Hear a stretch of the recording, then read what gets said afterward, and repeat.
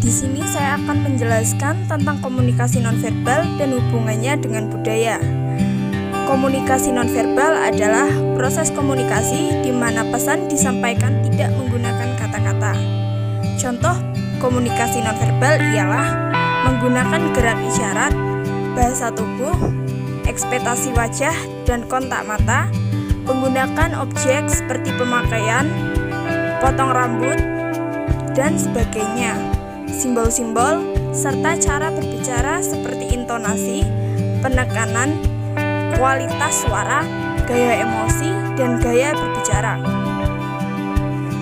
Para ahli di bidang komunikasi nonverbal biasanya menggunakan definisi atau tidak menggunakan kata dengan ketat dan tidak menyamakan komunikasi nonverbal dengan komunikasi non-lisan. Contohnya, bahasa isyarat dan tulisan tidak dianggap sebagai komunikasi nonverbal karena menggunakan kata, sedangkan intonasi dan gaya berbicara tertolong sebagai komunikasi nonverbal. Komunikasi nonverbal juga berada dengan komunikasi bawah sadar yang dapat berupa komunikasi verbal ataupun nonverbal. Jenis komunikasi nonverbal. Yang pertama, komunikasi objek. Komunikasi objek yang paling umum adalah penggunaan pakaian. Orang sering dinilai dari jenis pakaian yang digunakannya, walaupun ini dianggap termasuk salah satu bentuk stereotipe. Misalnya, orang sering lebih menyukai orang lain yang cara berpakaiannya menarik. Selain itu, dalam wawancara pekerjaan, seseorang yang berpakaian rapi cenderung lebih mudah mendapat pekerjaan daripada yang tidak. Contoh lain dari penggunaan komunikasi objek adalah seragam. Yang kedua ada gerak tubuh. Dalam komunikasi nonverbal, kinestik atau gestur adalah gerakan tubuh meliputi kontak mata, ekspresi wajah, isyarat, dan sikap tubuh. Gerakan tubuh biasanya digunakan untuk menggantikan suatu kata atau frasa.